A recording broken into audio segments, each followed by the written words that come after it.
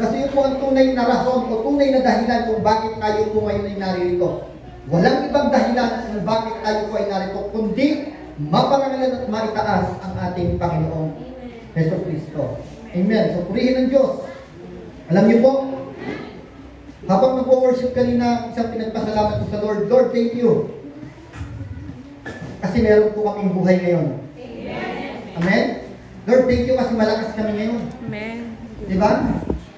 So, alam niyo po kung bakit pinakita sa akin ng Lord yung gano'n.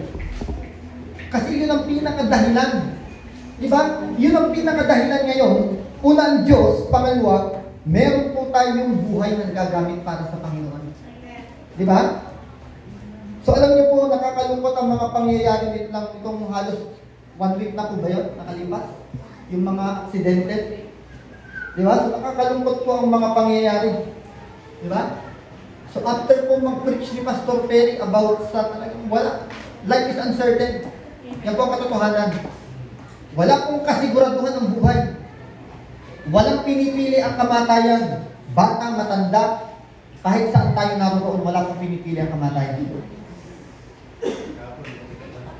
Kahapon, meron na namang nalunod. Di ba? Yung balita, kaninang umaga lang, nasa live. Nasa live ngayon, doon sa Tortugas po yata, o Tortolimas. 15 years old, nalunod. Di ba walang pinipili ang kamatayan? Life is, yung life is uncertain talaga. Walang katiyakan ng buhay. Hindi natin alam kung kailan tayo babawian ng buhay ng Diyos. Di ba? So, ang Diyos po ang nagbigay, ang Diyos din po ang may kakayahang kumuha nito. Kaya kapatid, ang magandang realization sa umagang ito, magawa nating magpasalamat sa Diyos. Bakit? Kasi continue ang buhay natin. Di ba? Kasi pwedeng hindi na tayo magising. Pero, lagi tayong binibigyan ng Diyos ng pagkakataon na mabuhay at maranasan ang kanyang kabutihan sa mundo ito. Yes?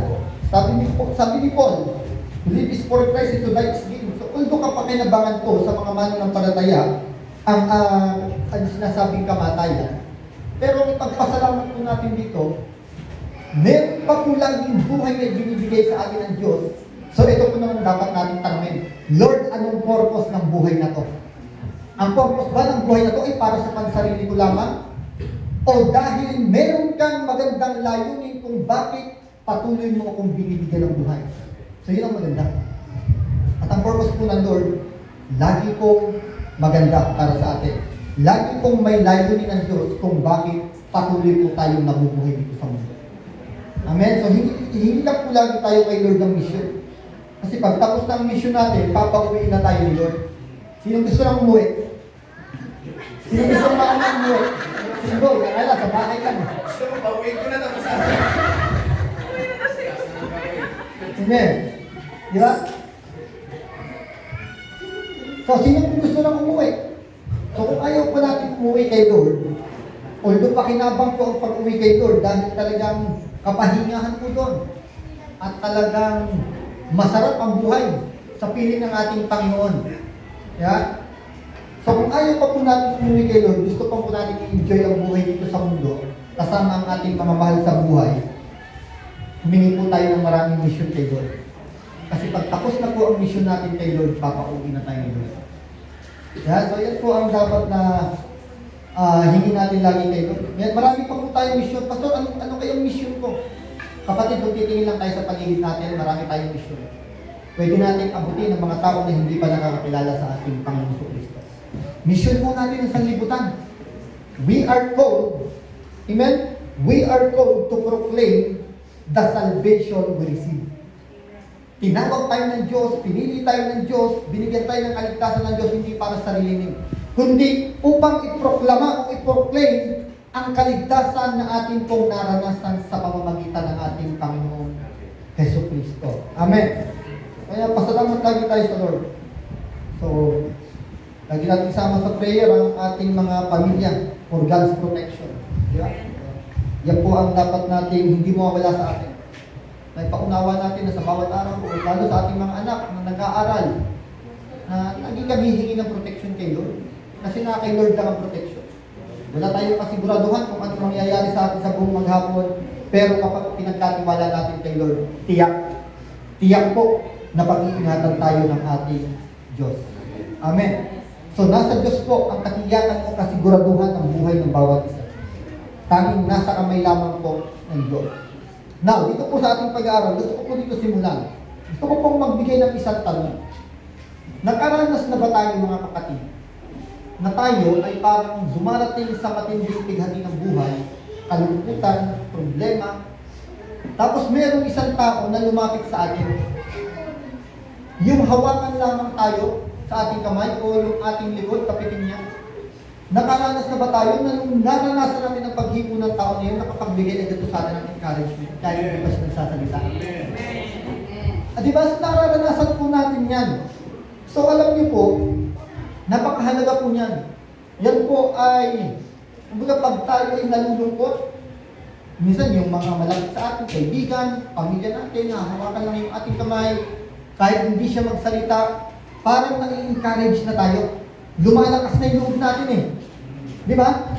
So yan po yung kapangyarihan po ng sabi ko, touching is powerful. Di ba? Yung paghipo, paghawak daw po, yan daw po ay pag-aayo, kumbaga makapangyarihan, ayon po sa pag-aaral. Sabi ko dito, ayon sa pag-aaral, touching is powerful. Bakit daw po? Dahil ang paghipo ay maaaring magkaroon ng positibong epekto sa buhay ng isang tao. Di ba kapag na-encourage tayo sa pamamagitan pa lamang ng kanyang paghipo sa atin, paghawak sa ating mga kamay, paghawak sa ating liburan kapag tayo ay nalulungkot. So na-encourage na tayo. Diba? At pero kay Pastora Julian, based on psychology, tama daw. Touching is powerful. Makapangyarihan po. Diba? So makapangyarihan daw po. Now, bukod po sa physical touch, ano pa po yung may kakayahang magbigay ng encouragement? So, diba? Bukod sa physical touch, minsan kapag hinawakan natin ang ating mga kaibigan na namimighati, when we touch people through word of encouragement, mas lalo pa silang may encourage. Mas lalo pang lalakas ang kanilang loob. Amen. Minsan, di ba, yung hindi pa tayo nagsasalita, na-encourage na sila, what more pa? Kapag sa ating paghawak sa Kanya, bigla tayong magbibigay ng word of encouragement sa Kanya. Amen. So, ibig sabihin, napakahalaga po na talagang tinatawag na touching o paghipo sa isang tao. Dahil nakakapagbigay daw po sabi dito, nakakapagbigay po siya ng positibong epekto sa buhay ng isang tao. Diba? So naranasan po natin yan. Pero take note, ito po ang magandang makita natin. But there is one touch that is truly give us life-changing. Merong isang paghipo na makapagbibigay naman po sa atin ng tunay na pagbabago ng buhay. Kumbaga, na-transform po ang ating buhay. Diba? And that is the touch of our Lord Jesus Christ. Amen. Pa-slide po ako. Dito po natin sisimulan ang ating pag-aaral. Tingnan niyo po, ang sabi dito sa aklat ni Marcos, ang kabanata po ay sa mali po yung nagbigay kong verse. Start po dapat sa verse 40. Amen. So, dito ko po sisimulan. Ito po ang salita ng Diyos. Babasahin ko po ang salita ng Diyos. Marcos, ang kabanata po ay 1, ang talata ay sisimulan ko sa talatang 40. Sabi dito, isang taong may ketong ang lumapit kay Jesus. Lumuhod ito at nagmakaawa. Kung nais po ninyo, ako'y inyong mapapagaling at magagawang malinis. Verse 41. So, ito po pala. Verse 41.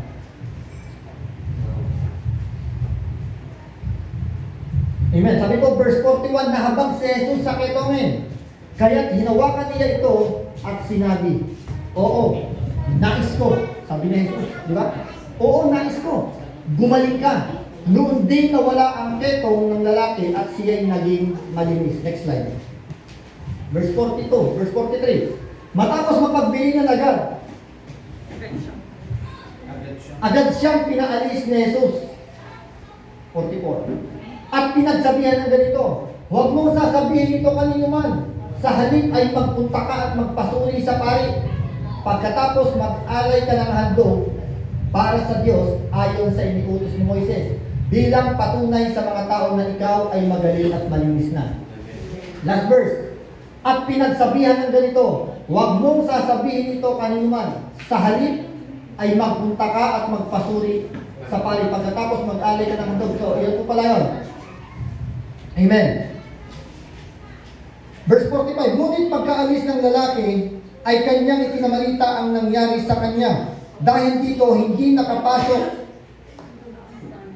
pa ng bayan si Jesus, nanatili na lamang siya sa mga hindi mataong lugar. Subalit, pinupuntahan pa rin siya ng mga tao mula sa iba't ibang dako. Pinagpala po ng Diyos ang kanyang makapangyarihan at buhay na salita. Amen? So Lord, hallelujah, sa iyo po pinagkakatiwala ang mensaheng ito. Samahan mo po Lord ang aking pangaral dahil wala pong kabuluhan, ang aking preparasyon kung hiwalay ka po sa mensaheng ito, Panginoon. Kaya Lord, pangunahan mo ako, itago mo lamang ako sa iyong likuran, ikaw maitaas, ibaba mo lamang ako, Panginoon. At mahayag, Panginoon, kung ano ang nais mong matutunan ng bawat isa sa amin. And I pray, Panginoon, na bukas ang puso at isipan ng bawat isa upang tanggapin ng may kagalakan ang mensaheng ito na mula sa iyo. Salamat, Panginoon, in Jesus' name we pray. Amen and amen. So dito makikita po natin sa mga talata na atin pong binasa, sabi dito, may isang ketongin. Di ba? May isang ketongin na lumapit sa ating Panginoong Hesukristo. Di ba? So ano ba yung dapat nating malaman sa sakit na ketong? O yung tinatawag na leprosy. Sabi yung sakit na ketong, alam niyo po mga kapatid, sabi, one of the horrific disease. Isa daw po sa pinaka nakakakilabot na kasakitan. So sabi ito po ay walang lunas. Wala pong lunas yung sakit na ketong. Ibig sabihin, pag ikaw ay nakaranas ng sakit na ketong o ang isang tao na makakaranas ng sakit na ketong, magiging hopeless ang tao na ito. Di ba? Kasi walang lunas eh.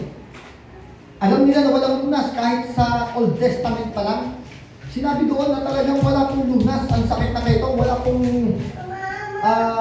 doktor na may kakayahang magpagaling ng sakit na ketong. Diba? So kaya nagiging hopeless po. At ito po ang matindi na nararanasan ng isang taong may ketong. Sa Old Testament, kapag ang isang tao pong may ketong, ang isang tao po ay may ketong, ang ginagawa po sa kanila, sila po ay ibinubukod. Kumbaga, kinu-quarantine. Diba? Katulad nangyari ng COVID, kapag may tinamaan ng COVID, ikinu-quarantine yung tao na yun, na mag-isa lang siya, ina-isolate talaga. Hindi siya pwedeng malapitan dahil baka may mahawa. So, ibig sabihin ng ketong din po kasi, ay maaaring makahawa. Kung kaya ang isang tao na may ketong, ay ikinu-quarantine, ibinubukod. And take note, ito daw po, ang isang taong may ketong, kinandidirian po sila ng maraming tao. Diba? So, napakahirap na kalalagayan. Kapag ang isang tao po ay nakaranas ng sakit na ketong, napakahirap na kalalagayan para sa taong ito. Dahil magiging hopeless talaga siya kasi andidirian na siya. Tapos ang sabi dito, walang lunas. Diba? So kapag gaganon kaya, diba? So kung ilalagay po natin ang ating sitwasyon doon sa taong may sakit na ketong, napakahirap. Napakalungkot. At talagang masasabi natin, trahedya ang buhay ng isang tao na may ketong. Diba? So napakahirap na buhay po.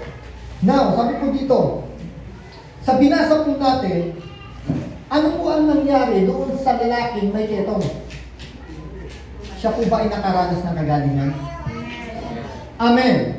Nakaranas po ng kagalingan ang lalaking may ketong. Pero sabi yung ketong walang lunas. Pero saan niya naranasan? Siya ba ay nagpagamot? Siya ba ay nagpunta sa mga doktor? Siya ba ay nag-take ng mga medicines? O hindi. Nakaranas po ng kagalingan ang lalaking may ketong dahil sa ating Panginoong Hesukristo. Amen? Dahil po sa ating Panginoong Hesukristo. When the leper experienced, paano naranasan? When the leper experienced the touch of Jesus, his life was totally changed. Ito yung sinasabi natin kanina. Di ba? there is one touch who can change our life. And that is the touch of our Lord Jesus Christ. Amen? Kaya nung ang isang ketongin, naranasan niya na siya ay hinawakan ng ating Panginoong Jesucristo, ang buhay niya ay nabago. Pastor, paano nabago? Di ba? Paano nabago ang buhay ng may ketong na to? Kasi titignan mo muli natin, babalikan po natin kung paano magiging o mababago ang buhay ng may ketong. Ang buhay ng may ketong, nung siya po ay hindi pa nakakaranas ng kagalingan, pinandidirian, hopeless, nilalayuan ng mga tao. Walang gustong lumapit sa kanya. At ang matindi dito, nag-iintay na lang siya ng kamatayan. Dahil unti-unti pong pinapatay ng sakit niya yung kanyang katawan. Ang sabi po yung ketong talagang parang zombie na eh. Yung talagang matitinding sugat na halos aagnas na yung katawan. Di ba minsan yung mga kudaw natatanggal, yan po ang sakit ng ketong, mga natatanggal na yung kuko tapos matitindi na yung sugat. Ibig sabihin, hinihintay niya lamang na unti-unti po niyang maranasan ang kamatayan ng kanyang physical na katawan. Di ba? Hopeless. Napakalungkot na kapanlulumong kalagayan ng isang lalaki o ng isang tao na nakaranas ng ketong. Pero itong maganda, when the leper experienced the touch of Jesus, sabi dito, his life was totally changed. Paano nabago? Dahil siya ay nakaranas ng kagalingan, siya ay naging malinis, kapatid, ang buhay niya magiging maayos. Hindi na siya pandidirian ng mga tao. Tapos makikita niya, panibago yung buhay niya, magkakaroon tuloy-tuloy. Hindi niya na hinihintay ang kamatayan. Ang nakikita niya ngayon ay yung kalakasan, yung buhay na nabinay, patuloy yung binigay sa kanya ng Diyos. Amen? Ibig sabihin, nagkaroon ng pag-asa ang isang lalaki o ang isang tao na to o yung may taong may ketong na to nung naranasan niya ang paghawak ng Panginoong Jesucristo sa kanyang buhay. Amen. So many people kailangan talaga ng tao na mahawakan ng ating Panginoong Jesucristo. Ngayon, hindi na physically touch eh. Di ba? Kundi yung manahan na sa atin si Jesus. Hindi na kasi physically touch dahil wala ng ating Panginoong Jesucristo ngayon. So maraming tao na nangangailangan ko na mabago ang buhay. Maraming tao nag-desire, gusto mabago ang buhay. Marami minsan yung mga kapag ang isang tao ay talagang medyo nakikita naliligaw ng landas, di ba? Yung mga mahal na sa buhay, gusto nila sa mabago ang buhay ng mahal na sa buhay ngayon. Kasi kung hindi mababago ang buhay niya, kawawa siya. Siya din ang magsasuffer. No? So dito po ang topic natin ngayon, pa-slide ako. The life-changing touch. Amen. The life-changing touch. So yun po ang napakahalaga. Ito po ang dapat natin makita. Walang tao na mababago ang buhay without the touch of our Lord Jesus Christ. Yan po ang katotohanan. Hindi tayo pwedeng baguhin ang pamilya natin. Hindi tayo pwedeng baguhin ang kagustuhan lamang natin. Hindi po tayo kayang baguhin ng kahit anuman o ng kahit na sino man sa mundo. Only Jesus. Amen. Tanging si Jesus lamang po ang may kakayahang bumago ng buhay ng isang tao. Kaya kapatid, huwag po tayong mag-expect ng pagbabago sa buhay ng isang tao kung hindi niya kilala si Jesucristo sa buhay niya. Kung pilit niyang nire-reject si Jesus sa buhay niya, don't expect life-changing. Wala pong transformation sa buhay ng isang tao kung patuloy niyang i-deny si Jesus, kung patuloy niyang ayaw tanggapin si Jesus. Di ba? So huwag po tayo mag-expect. Dahil ang tunay na pagbabago lamang po ng buhay ng isang tao kapag naranasan niya ang paghipok ng ating Panginoong Jesucristo. Katulad ng leper o ng taong may keto, kailan lamang ba nabago ang buhay niya? Nung naranasan niya ang paghipok ni Jesucristo. Pero nung hindi niya naranasan ang paghipok ni Jesucristo, walang may kakayahang baguhin ang buhay niya. Only Jesus. Nung dumating si Jesus, at ang kagandahan dito, kapatid, dumating na ang ating Panginoong Jesucristo. It was 2,000 years ago. More than 2,000 years ago, dumating na ang ating Panginoong Jesucristo. Ang kailangan na lamang gawin, i-accept si Jesus sa buhay ng isang tao. Diba? So yan po ang kailangan na lamang pong gawin. So tayo po ay katulad din ng isang lalaki na may ketong. Ang buhay natin, tayo po ay katulad ng isang tao na to. Pwede po natin ihalin tulad ng ating buhay dito sa taong may ketong na to. Bakit po? Kasi kung hindi pa po natin nararanasan si Jesus, wala pong lunas ang kasakitan na meron tayo. Pastor, anong kasakitan niya? Meron po tayong kasakitan na walang may kakayahang magbigay ng lunas. Yung spiritual sickness na maaaring magdala sa atin sa kapahamakan. Wala po kahit sino sa atin ang may kakayahang magbigay ng lunas niya. Tanging si Hesus Kristo lamang. And praise God, naranasan natin ngayon ang spiritual healing dahil sumampalataya tayo sa ating Panginoong Hesus Kristo. Dahil si Jesus ay namatay para sa atin at muli siyang nabuhay, at nung ating pinaniwalaan to, naranasan natin ang spiritual healing na to, na walang may kakayahang magbigay ng lunas, na tanging ang Diyos lamang sa pamamagitan ng ating Panginoong Hesus Kristo. Now, dito po, how can we experience the life-changing touch of Jesus? Paano daw natin mararanasan? Paano mararanasan ng isang tao yung paghipo ng Panginoong Jesucristo na may kakayahang bumago, umayos ng kanyang buhay? Amen. Ito po ang una, slide. Ito po ang una. Draw near to Him. Lumapit tayo kay Jesus. Diba? Lumapit po tayo kay Jesus, slide. Sabi dito, isang taong may ketong ang lumapit kay Jesus. Anong ginawa ng may ketong? Lumapit siya kay Jesus. Nalaman niya paparating ang Panginoong Jesucristo, lumapit siya kay Jesus. Hindi siya nagmalaki kay Jesus. Yung paglapit na kay Jesus, ito ay pagpapakita na siya ay nagpapakababa kay Jesucristo. At kinikilala niya na tanging si Jesucristo lamang ang may kakayahang magbigay sa kanya ng kagalingan. Amen. So the reason why the leper came to Jesus, maaring nabalitaan niya. Maaring nabalitaan niya na maraming pinagaling si Jesus na iba't ibang klase ng kasakitan. Kasi kung babasahin po natin ang konteksto po ng chapter 1 nitong Marcos, dito po masasabi, o dito makikita na marami po siyang pinagaling na karamdaman. Sabi po dito, merong mga sinasapian ng demonyo na kanyang pinalayas, pinagaling niya. Pinalayas niya yung mga sumasaping demonyo. Amen?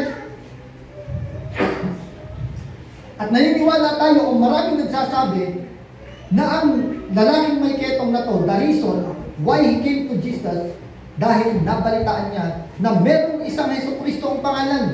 Nagpapagaling siya ng iba't ibang kasakitan. At nung nabalitaan niya yun, ano nangyari sa kanya? Hinintay niya. Hinintay niya na dumating ang Panginoong Jesucristo. Bakit po? Dahil alam niya na itong taong to, na nababalitaan nakakapagpagaling ng iba't ibang klaseng kasakitan, alam ko, naniniwala ako, may kakayahan siyang pagalingin ako. Naniniwala ako, siya na ang hinihintay ko upang magbigay ng lunas sa karamdaman ko na to. Di ba? So kaya po, nung nabalitaan niya at nung paparating na ang ating Panginoong Jesucristo, ang ginawa po ng lalaking may ketong, ang sabi ko doon, lumapit siya kay Jesus. Di ba? Hindi siya nagmalaki kay Jesus. Nakita niya, ito na si Jesus. Ito na yun yung taong nababalita. Ito na yun yung taong nababalita na may kakayahang magpagaling. Kaya ang ginawa niya, lumapit agad siya kay Jesus. Nung nakita niya si Jesus, dito nagsimula na mabuhay ang kanyang pag-asa. Kasi nabalitaan niya yung tao na to may kakayahang magbigay ng kagalingan. Ano mang karamdaman na papagaling ng tao na to. Kaya ako naniniwala ako, umaasa ako, na kahit sinasabi ng marami na wala ng lunas, yung karamdaman ko na to, umaasa ako sa tao na to. May kakayahan siyang bigyan ng lunas yung karamdaman ko na to. Kaya ang ginawa niya, lumapit siya kay Jesus, lumuhod dito at nagmakaawa. Tignan niyo, no? Tignan niyo po yung ginawang response ng leper nung nakita niya si Jesus. Una, lumapit po siya kay Jesucristo. Paano po siya lumapit? Una, he drove near to Jesus with determination. Determinado po siya lumapit siya kay Jesus. Amen? Determinado po yan, mga kapatid. Naniniwala ako, determinado po yung may ketong lumapit siya kay Jesus. Una po, ito po dapat po natin makita. A leper came to Jesus full of desperation muna eh. May desperation. Bakit? Pastor, bakit may desperation? Sabi ito, he came to Jesus without hesitation. Siya ba nag-alinlangan lumapit kay Jesus? Hindi po nag-alinlangan niya. Nung nakita niya si Jesus, talagang yun agad ang mindset niya. Makalapit agad siya kay Jesus. Kasi alam niya may kakayahang magpagaling. Alam niya si Jesus na hinihintay niya para bigyan ng kagalingan o ng lunas ang kanyang kasakitan. He believed that Jesus is the only one who can help him. Naniniwala siya na si Jesus lamang ang may kakayahan. Di ba? Kasi nung unang lumapit siya, he was hopeless. Kaya desperate, kumaga may desperation. He was hopeless nung lumapit siya kay Jesus. Pero nung siya po ay unti-unting lumapit kay Jesus, unti-unti pong nabubuhay ang kanyang pag-asa. Amen? Kaya he draw near to Jesus with determination. Now, bakit determination? Bakit kaya sinabi dito na lumapit siya kay Jesus full of determination?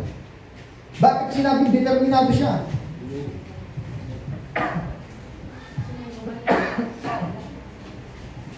Alam po natin na sa kanyang paglapit kay Jesus, maraming maging hadlang. Kasi si Jesus nung naglalakad po na hindi siya mag-isa. Kasama niya ang kanyang mga alagad. At yung mga alagad niya, maaaring maging hadlang sa gagawin niyang paglapit kay Jesus. Bakit po? Kasi may ketong siya. At yung may ketong iniiwasan. Hindi hinahayaang lumapit sa kahit na sino. Kumbaga pag nakita nila na papalapit yung may ketong, maaaring nilang hadlang ito. Pigilan nila ito na lumapit kay Jesus kahit sa kanila. Kasi hindi pwede eh. Pero ano pong ginawa? Subalit hindi alintana ng lalaking may ketong.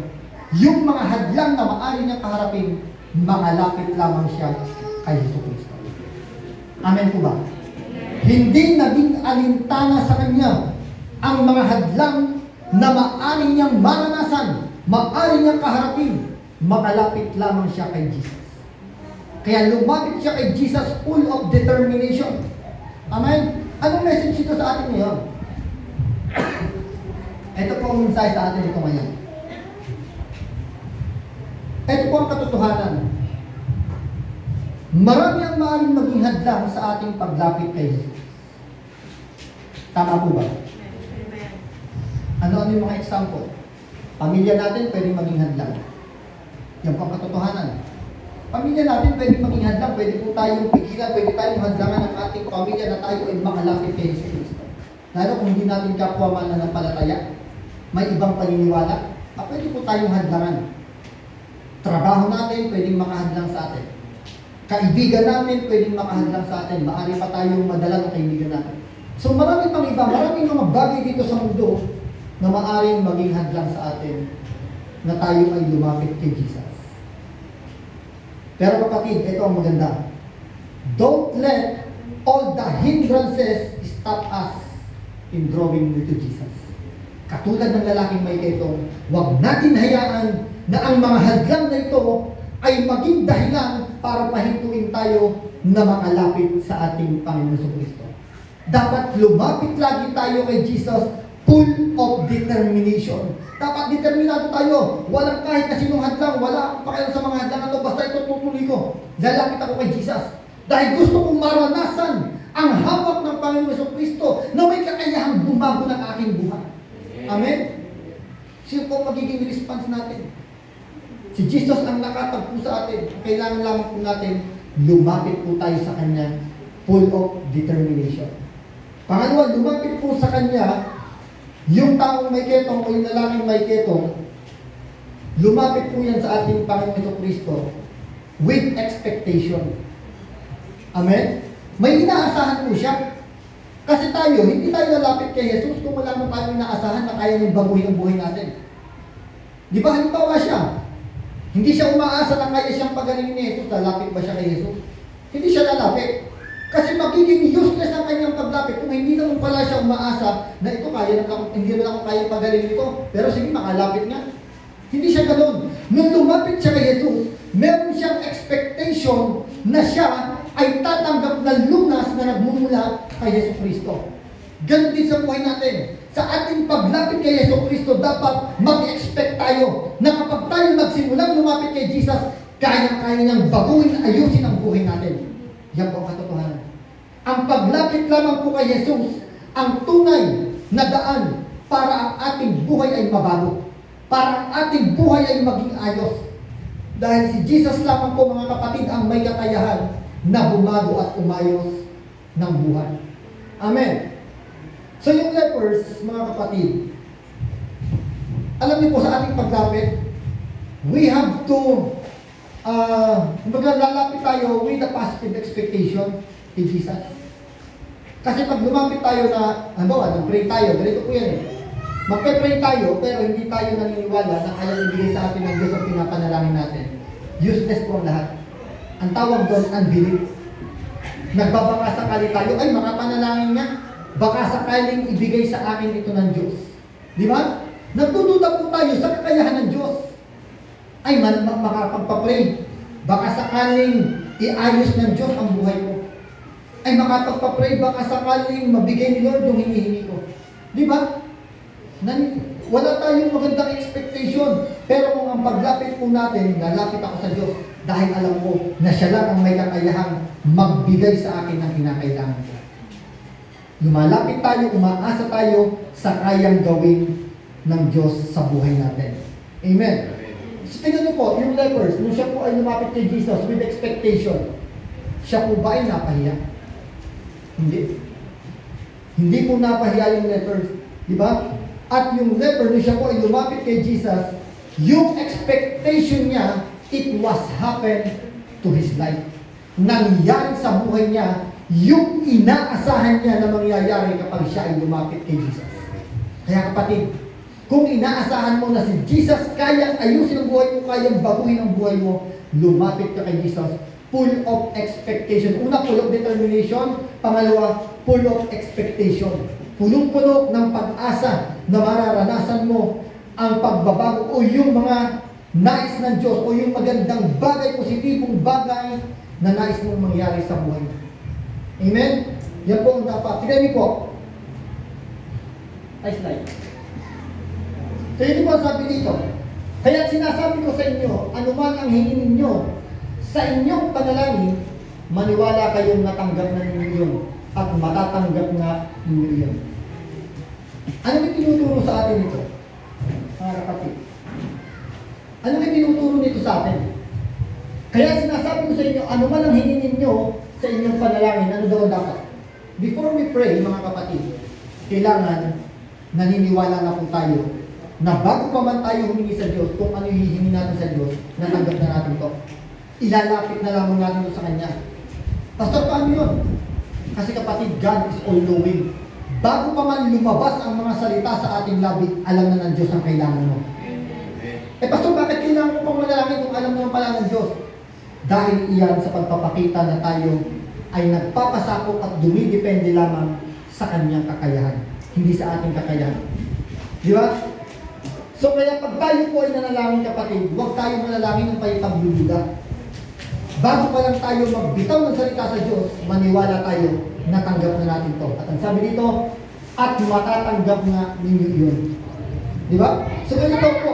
So ito po ang good news. If we expect great things to God, it will happen to us. Kapag umasa tayo ng mga dakilang bagay sa Diyos na gagawin niya sa buhay natin, ang sabi dito, gagawin ito ng Diyos sa atin. Amen.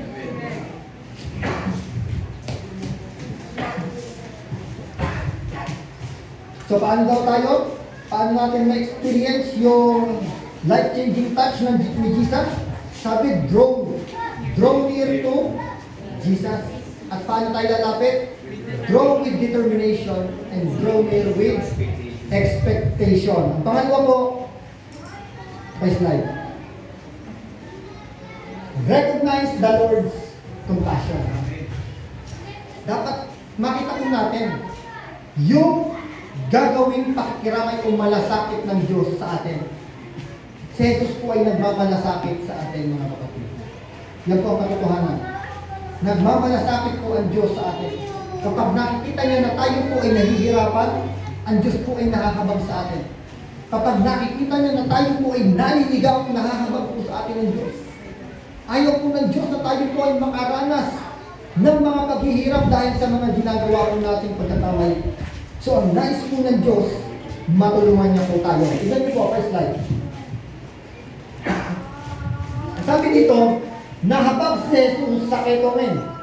Kaya ginawakan niya ito at sinabi, oo, nais ko, gumaling ka, noon din nawala ang peto ng lalaki at siya ay naging malinis. Di ba? Si Jesus nahabag. Nahabag si Jesus doon sa lalaki. Paano nahabag? Ano yung pagkahabag na to? Ito po yung naging response ni Jesus. Response with compassion. Meron siyang pagkahabag nung nakita niya yung lalaki na nahihirapan doon sa kasakitan na kanyang nararanasan, si Jesus nahabag. Now, paano pinakita ni Jesus ang kanyang compassion? Sabi dito, hinawakan niya ito. Di ba? Hinawakan ito ni Jesus. Kahit na yung mga tao nagdidiri sa kanya doon sa may ketong, pero ang ginawa ni Jesus, hinawakan niya ito. Hindi niya sinabing, gumaling ka, pero malayo sa kanya. Hindi niya sinabing gano'n. Kundi gusto ni Jesus na maranasan o makita talaga nung lalaking may ketong yung kanyang pakikiramay sa hirap na kanyang nararanasan. Kaya ang ginawa ni Jesus, hinawakan siya ni Jesus. At ang sabi ni Jesus, gumaling ka. Nais ko na gumaling at maging malinis ka. Ganun si Jesus sa buhay natin, mga kapatid. Imbis na sumbatan po tayo ng ating Panginoon sa Kristo, anong ginawa ni Jesus? Siya po ay nahabag sa atin. Imbis na sumbatan tayo ng ating Panginoon sa Kristo dahil sa ating mga pagkakamali, mga kahinaan, hindi niya po ginawa yun. Bagkus nahabag ang ating Panginoon sa Kristo sa atin. Kung kaya tayo ay pilit niyang inaabot, tayo ay pilit niyang hinahawakan upang maranasan po natin ang kanyang habag at ang kanyang pagmamalasakit sa atin. Tignan po, slide.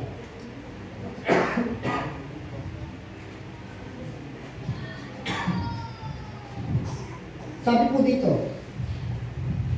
$2. Ang totoo, tayong lahat ay dati rin namumuhay ayon sa ating laman at sumusunod sa masamang hilig ng katawan at pag-iisip. Kaya sa ating likas na kalagayan, kabilang tayo sa mga taong kinapuputan ng Diyos. Saan tayo kabilang? Sa mga taong kinapuputan ng Diyos. Bakit kaya? Kasi sabi dito, dati tayo po ay kabilang o ang ating pamumuhay, sabi dito, ay sa mga nasa ng laman, sa mga hilig ng katawan at pag-iisip.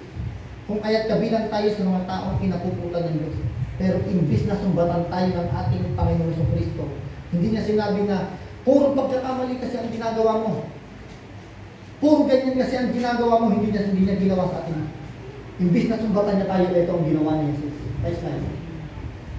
Subalit napakasagana ng habag ng Diyos at napakadakila ng kanyang pag-ibig sa atin. Ano ipinakita niya? Napakasagana ng kanyang habag at napakadakila ng kanyang pag-ibig sa atin. Next verse. Tayo'y binuhay niya kasama ni Kristo noong tayo'y mga patay pa dahil sa ating pagsuway. Binuhay niya tayo, inalis niya tayo doon sa mga bagay na maaring magpahabag sa atin. Imbis na tayo ay sumbatan, ipinaramdam sa atin ng Diyos ang kanyang masaganang habag. Kung paano naranasan ng isang lalaking may ketong ang habag ng Panginoong Jesucristo, ganun din natin naranasan ang habag ni Jesucristo. Ng kanyang napakasagana at mayamang habag. Because of His mercy, dahil sa habag ng ating Panginoong Jesucristo, we are now enjoying life that was changed by Jesus. Kaya nai-enjoy natin ngayon ang buhay na to dahil sa paghipo ng ating Panginoong Jesucristo. Dahil binago tayo ng ating Panginoong Jesucristo. That's why nai-enjoy po natin ang buhay na binago ng ating Panginoong Jesucristo. Now, tingnan niyo po, una kasi si Jesus the compassionate touch of Jesus, yung mapagmalasakit o yung may pakikiramay na paghipo ng Panginoong Jesus sa may ito. Pangalawa, ito po, Jesus' power and willingness to heal. Si Jesus may kapangyarihan siya. Alam natin yan because He is God. Tama? Alam po natin na may kapangyarihan ang ating Panginoong Jesucristo. Dahil siya po ay Diyos. Tignan niyo po yung interchange word between the leper and Jesus. Anong sabi ng leper? If you are willing, you can heal me and make me clean. Sabi niya kay Jesus. Di ba? Ito po ay word na may pagpapakabata. Hindi niya minanduhan, hindi niya itutusan ang ating Panginoon Jesucristo. Ang sabi niya, if you are willing, Panginoon, kung nais niyo po, magagawa niyong pagalingin ako at ako'y gawing malinis. Anong response ni Jesus? I am willing. Jesus not only have the power to heal us. Amen? Hindi lamang meron siya kapangyarihan upang pagalingin tayo, upang pagalingin yung may ketong. Jesus also had the willingness to heal the leper. Ganun din po si Jesus. Hindi lamang siya makapangyarihan upang tayo ay pagalingin sa ating mga spiritual sickness. Jesus also willing upang pagalingin ang ating mga spiritual na kasakitan. Di ba? Jesus has the power and willingness to help us. Kapatid, anong pinagdaraanan mo ngayon? Mabigat ba? Piling mo hopeless ka ngayon? Piling mo wala ka nang malalapitan? Pero merong makapangyarihan Diyos na hindi lamang makapangyarihan. Ang sabi dito, He is willing to help you. Willing si Yeso Kristo. Nais ni Jesus na tulungan kanya sa anumang pinagdaraanan mo ngayon. He has the power and He has the willingness. Ano lang kailangan natin gawin? Let us draw near with determination and with expectation. And let us recognize that Jesus was siya po ay nagmamalasakit sa atin. Sabi ng Bible, siya ay nagmamalasakit sa atin. Sabi niya, ipagkatiwala niyo sa akin ang lahat ng inyong mga alalahanin sapagkat ako ay nagmamalasakit sa inyo. Kung malaman lamang natin na si Jesus ay nagmamalasakit sa atin, isang napakagandang pagbibigay na sa atin ng word of encouragement. Na meron palang makapangyarihang Diyos na nagmamalasakit sa atin. Di ba? Hindi man tayo pagmalasakitan ng mga taong nakapaligid sa atin, pero merong Diyos na nagmamalasakit sa atin. Pero take note, kapag merong Diyos na nagmamalasakit sa atin, kapatid, maniwala ka. Yung mga taong na konektado sa iyo dahil kay Kristo, lahat ng yan nagmamalasakit din sa iyo. Amen. Yan po kagandahan pag tayo ay na kay Kristo. Unang nagmamalasakit sa atin ng Diyos. Pangalawa, yung mga tao konektado sa iyo dahil kay Kristo. Ito po dahil kay Kristo. Si Kristo kasi ang sentro sigurado nagmamalasakit din sa iyo. Kapag alam niya, dumaranas ka ng mga paghihirap, dumarating ka sa matitinding pagsubok, yung mga tao na yun nagmamalasakit sa iyo. Nananalangin sa iyo. Paniwalaan mo. May mga taong nananalangin sa iyo kapag nararanasan mo yung parang feeling mo, hopeless ka na. Feeling mo, wala ka nang malalapitan. Kapatid, marami kang malalapitan. Una ang Diyos, pangalawa yung mga tao na ibinigay ng Diyos para malapitan mo. Yung mga kapatid mo kay Yeso Kristo. Amen. Ito po ang ating conclusion.